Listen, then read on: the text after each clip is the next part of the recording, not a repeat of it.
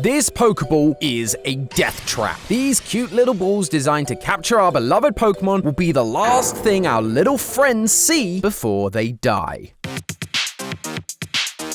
Hello, Internet! Welcome to Game Theory, the show that captures your heart with science. And today, loyal theorists, I come to you guys with my head hanging in shame. I've been host of this channel for over a year and a half at this point, and yet, somehow, in that time, I've not done a single Pokemon episode. No, you don't count. This franchise was my childhood. It's the series I probably put the most hours into in my 3 decades of existence. How have I never covered this series properly? Well, friends, that ends today. With Legend ZA just being released, it re-sparked my passion for this franchise and made me want to go back to one of the most basic parts of the series, the humble Pokeball. You might be wondering, what is there to talk about when it comes to these things? They've made us do the same catching tutorial about a dozen times. You throw the Pokeball, Pokemon goes in the ball, 3 shakes, done. But have you ever stopped to wonder just how all this happens? I mean, these are devices capable of capturing sentient elemental beings against their will. That's some MCU levels of technological advancement that they make out of fruit and sell to 10-year-olds. Watching the anime growing up, I'd always assumed that the beam of light that came from the Pokeball somehow digitized the Pokemon so that they could get stored in the PC. But then, while I was replaying Legends Arceus in the build-up to ZA, I noticed this line from the professor. You'll recall, of course, that Pokemon possess the odd power to shrink themselves down. With the Pokeballs we craft, we can make use of that power to catch them. What? They just shrink? That feels so hand-wavy. Like the kind of thing you tell a 10-year-old to sort of justify the whole capturing creatures against their will thing. Don't ask questions, Timmy. You've got to catch them all. I mean, I suppose this is a game for kids, but this is game theory. And the truth is, while at first that explanation feels like a slap in the face, it may be grounded in plausible explanations. It's just a shame that those plausible explanations are also the things that are going to kill not just our little friends, but all of us. First, we have to address the whole shrinking thing. At first glance, it seems like a simplified explanation of how Pokeballs can work in the Hisui region, a region that takes place in the distant past with seemingly no advanced technology. But considering all the other strange abilities that Pokemon possess, like the ability to literally explode without dying, is it that ridiculous of an idea that they can all shrink? Pokemon does literally stand for pocket monsters, after all. How did they get that name before the invention of Pokeballs without demonstrating some pocket-fitting abilities? There's even a move that Pokemon can learn straight up called Minimize. So there is clearly some precedent for it, but it's actually much more scientific than that. For a moment, let's put on our evolution caps. No, not that kind of evolution, like real biological evolution. In the real world, there are 4 main reasons why an organism might develop a seemingly wacky ability. In biology, we call these the 4 Fs: feeding, fighting, fleeing, and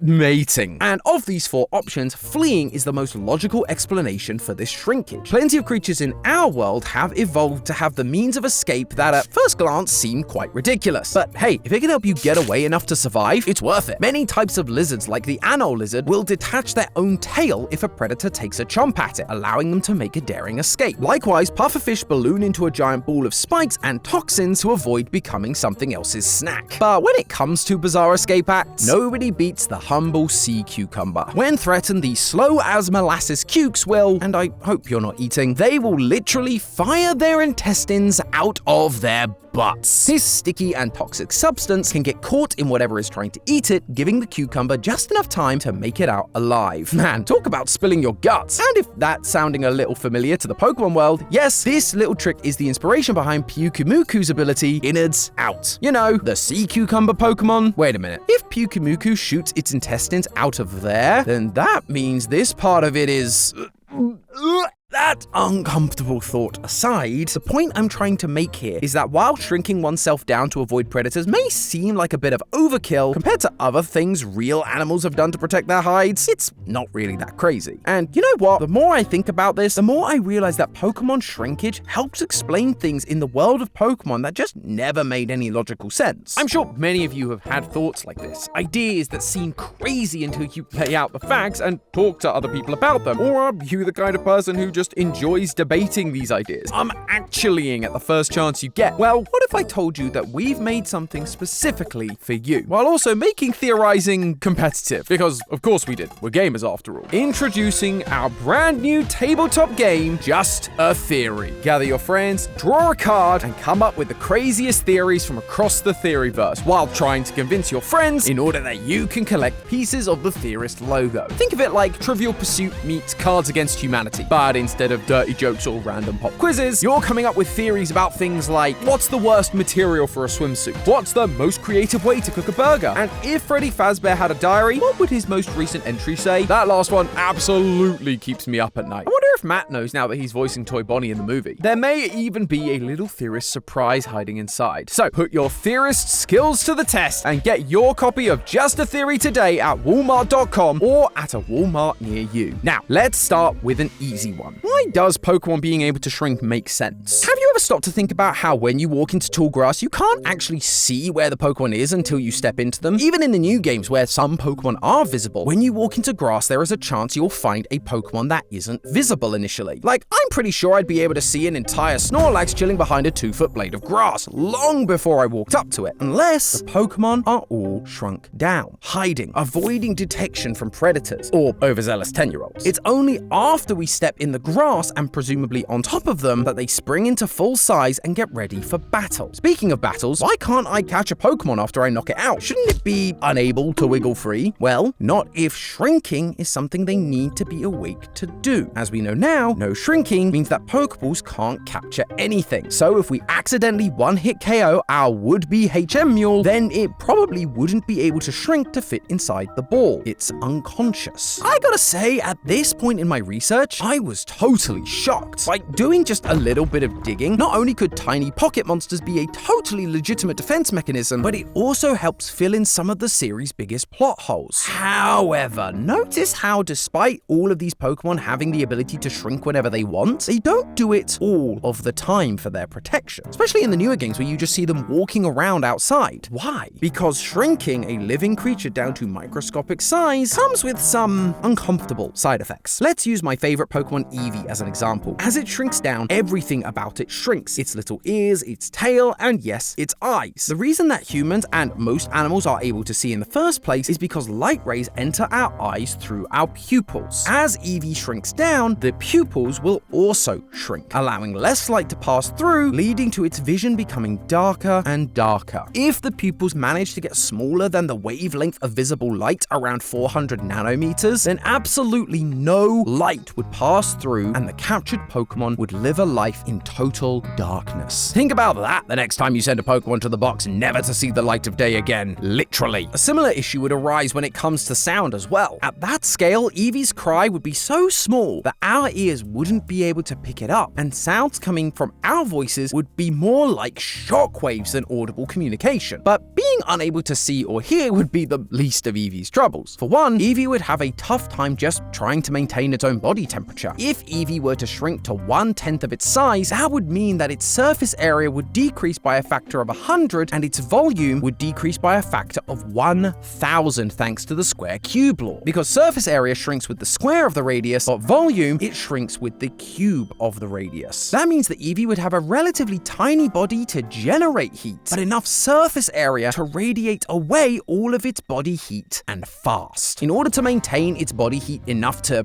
not die, it would have to eat the equivalent of its body weight or more just to prevent shutting down from hypothermia. And this new smaller size is also going to make it near impossible for Eevee to get any oxygen in its lungs, because Eevee's lung volume would be so much smaller compared to the surface area inside of the lungs, it literally wouldn't be able to breathe enough oxygen to survive. In fact, if Eevee was shrunk down small enough, oxygen itself might be too big to enter the lungs at all, or bind to the hemoglobin in its blood, preventing oxygen from getting to all of its vital organs. All of this means that a Pokemon that was shrunk down would be unable to see, hear, keep warm, or even breathe. Now, for a few moments, or perhaps even a few minutes, that's not a major issue. If we bring this back to the world world of evolution, it's possible that a Pokemon that chooses to shrink down could survive for a bit, long enough to be able to get away from a predator before popping back to normal size. But what if someone came around and, I don't know, forced a Pokemon into a metal prison, unable to regrow back to normal size for an indeterminate amount of time? That would mean that our friend Eevee would slowly suffocate and freeze in a dark, silent coffin of our own making. But regardless of whether they're alive or dead inside the ball, we now have another potential problem. See, the idea of capturing our little buddies and shrinking them down to the size of a Pokeball might trigger the creation of a little something called a black hole. Theoretically, any object in the universe that has mass, from the sun to a soul rock, can become a real deal black hole if you compress all of its mass into a tiny, tiny, tiny space. This space is known as the object's Schwarzschild radius. For example, if you take the sun and compress it down to a ball with a radius of 3 kilometers, then our sun would spontaneously become a black hole. So if we're squishing sometimes massive Pokemon into really tiny balls, is that small enough to reach its Schwarzschild radius? Let's take the heaviest Pokemon in the games, which is actually a tie between Cosmoem and Celesteela, both weighing 999.9 kilograms or 2,204.4 pounds. The formula for the Schwarzschild radius is actually super simple, as most of the formula is just constants. It's 2 times the gravitational constant times the mass divided by the speed of light squared. So just plug in the mass of our object and voila! We find that the Schwarzschild radius for the heaviest Pokemon in the games is 1.485 times 10 to the power of minus 24 meters, or 1.485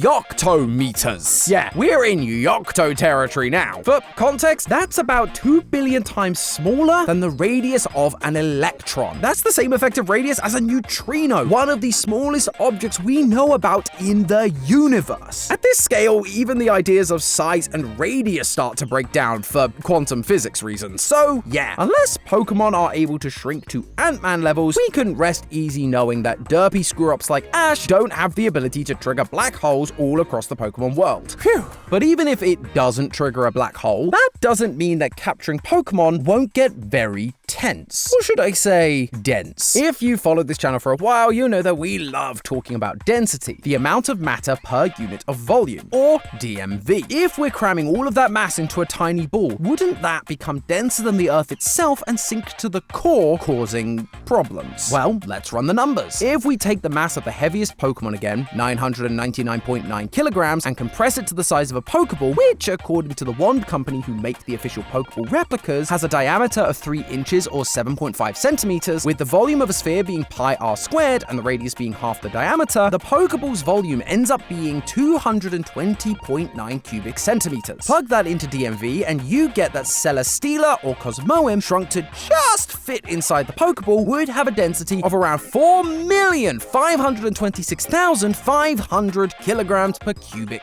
meter. That's over 370 times more dense than the densest part of the Earth's core. But that's not even the end of it. If we assume that Pokeballs are instead as small as we've seen them in the anime, around the size of a ping pong ball, then the density shoots up to nearly 30 million kilograms per cubic meter. And if we know that objects that are more dense sink in objects that are less dense, that should mean that a freshly caught Cosmoem should therefore sink to the center of the Earth, right? Actually, no. You see, when we talk about objects sinking into other objects because of density, we're typically talking about 2 liquids or a solid in a liquid. This is because liquids offer very little resistance to an object falling around them, but 2 solid objects are different. When you stand on the ground, not only are you pushing down on the ground, but the ground is pushing back with an equal and opposite force, hence you don't move. When you think about it, Celesteela and Cosmoem have a weight of just 999.9 kilograms or 2,204 pounds. That is only 1/6 the weight of an African elephant. If the ground can support elephants and their relatively tiny footprints, so could the Earth hold any captured Pokemon in its Pokeball. Still, I wouldn't want to drop that Pokeball on my foot, and if it falls in the ocean, forget about it. But wait a minute. When Ash captures a Snorlax, it's not like the ball suddenly becomes half a ton. I mean, unless Ash is jacked underneath those spindly arms. All of the mass of the captured Pokemon has to be going somewhere. According to the law of conversion of mass, matter cannot be created or destroyed. So where is all of that Snorlax stuff going? Well, it it's not going anywhere. Instead, it's being converted into a different form. Energy, described by arguably the most famous formula in all of physics, E equals mc squared. Matter and energy are really just two sides of the same coin. Matter can be converted into pure energy and vice versa. This means a Pokeball needs to not only capture shrinking Pokemon, they also need to convert some or all of the Pokemon's mass into energy so that you and I are able to pick it up and transport it on our belts. Maybe the anime wasn't so wrong with the energy beams after all. But that is where the rest of Silphco's Pokeball empire comes crumbling down. Let me explain with our pal Eevee again. Eevee has a mass of 6.5 kilograms. Plugging that into E equals mc squared, with c being the speed of light in a vacuum, or 299,792,458 meters per second, we can calculate that an Eevee contains an amount of energy equal to, and hold on to your chairs for this one, 584 quadrillion 190 trillion 866 billion 178,931,466 joules. That is the equivalent of 139,624,968 tons of TNT, 93,000 times as much energy as the bombs dropped on Hiroshima. That is 40% more powerful than the most powerful thermonuclear bomb ever designed, the Soviet Tsar bomb. So big that even our favorite nuclear scaling website, NukeMap, can't display bombs that big. And that's just the energy to capture an Eevee. If we scale this up to that of Cosmoem or Celesteela, we're dealing with 89 quintillion joules of energy, or 21 gigatons of TNT. All of that mass needs to be converted to energy every time you want to capture your favorite mon and then reconvert it back into matter whenever youngster Joey wants to throw hands. I mean, clearly nothing has gone wrong yet, but we're talking about amounts of energy equivalent to apocalyptic-sized bombs, all being contained in an item that costs only 200 Poké dollars. Now I finally get why Ash's Pikachu is always so hesitant to get in the ball. If he wasn't dead going in, he is almost certainly dead coming out of it. But hey, that's just a theory. A game theory! Thanks for watching. World premiere on Game Theory. Pokemon sizes make absolutely zero sense.